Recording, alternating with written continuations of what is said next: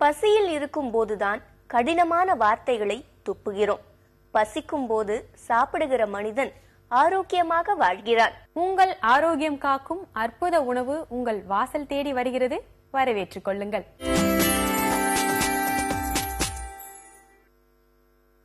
உளுந்து அது ரொம்ப ரொம்ப முக்கியமான ஒரு தேவையான ஐட்டம் லேடிஸ்க்கு. ஆனா நம்ம இப்ப எல்லாம் என்ன பண்றோம், அந்த வெள்ளை உளுந்து அதுதான் முக்கால்வாசி பயன்படுத்துறோம்.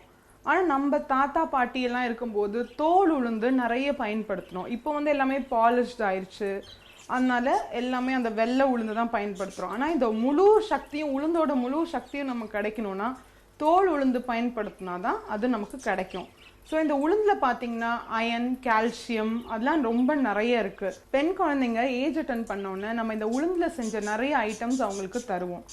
அந்த மாதிரி களி செஞ்சு தருவாங்க, உளுந்தங்கஞ்சி செஞ்சு தருவாங்க, உளுந்துல உருண்டை பண்ணி செஞ்சு தருவாங்க. பட் அதெல்லாம் பாத்தீங்கன்னா கொஞ்சம் டேஸ்ட் கொஞ்சம் கம்மியா இருக்கும். பட் இந்த உளுந்து, கருப்பு உளுந்தை யூஸ் பண்ணி வடை செஞ்சோம்னா அது கண்டிப்பா ரொம்ப டேஸ்டியா கிறிஸ்பா வரும். ஸோ குழந்தைங்களும் ரொம்ப விரும்பி அதை சாப்பிடுவாங்க. இந்த கருப்பு உளுந்து ஒரு 1/2 மணிலேருந்து 1 மணி நேரம் ஊற வைக்கணும். ஸோ இந்த கருப்பு உளுந்துல பார்த்தீங்கன்னா செரிக்கக்கூடிய அமினோ அமிலங்கள் அப்படிங்கிறது ரொம்ப நிறைய இருக்கு.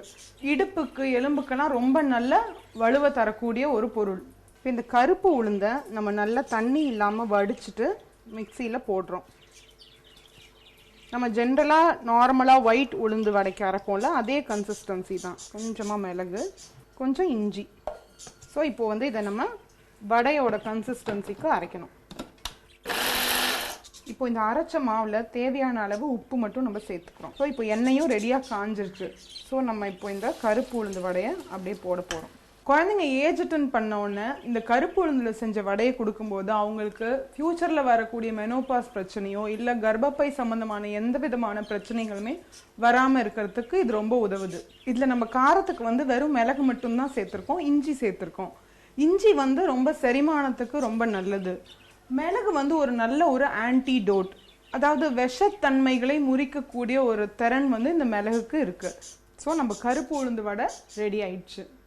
பொதுவாக பார்த்தீங்கன்னா இப்போ நம்ம யாருமே கீழே உட்காந்து சாப்பிட்ற பழக்கத்தையே நம்ம ரொம்ப மறந்துட்டோம். ஆனால் அது ரொம்ப ரொம்ப அவசியம். எங்கள் வீட்டில் நாங்கள் எப்போவுமே எல்லாருமே தரையில் சமணங்கால் போட்டு உட்காந்து தான் சாப்பிடுவோம். அந்த மாதிரி நம்ம தரையில் சமணங்கால் போட்டு உட்காந்து சாப்பிடும்போது நம்ம சாப்பிடக்கூடிய அந்த ஃபுல் சாப்பாட்டோட எனர்ஜி நமக்கு அப்போ தான் போய் சேரும். தொங்க போட்டு சாப்பிடும்போது நம்ம கால் பகுதியில் தான் ரத்த ஓட்டம் அதிகமாக இருக்கும். பட் நம்ம சாப்பிடும்போது பொதுவாக நம்மளோட லங்ஸ், பேங்க்ரியாஸ், ஹார்ட் அந்த இடத்துக்கு தான் பிளட் சப்ளை நிறைய தேவைப்படுது. ஸோ நம்ம தரையில் சம்மணங்கால் போட்டு சாப்பிடும்போது அந்த இடத்துல ரத்த ஓட்டம் நிறைய போகும். நம்ம சாப்பிட்ற சாப்பாட்டோட முழு பலனையும் நமக்கு கிடைக்கும். ஸோ இந்த கருப்பு உளுந்து வடையை கண்டிப்பாக நீங்களும் ட்ரை பண்ணி பாருங்க. ரொம்ப டேஸ்டியான ஒரு டிஷ் இது.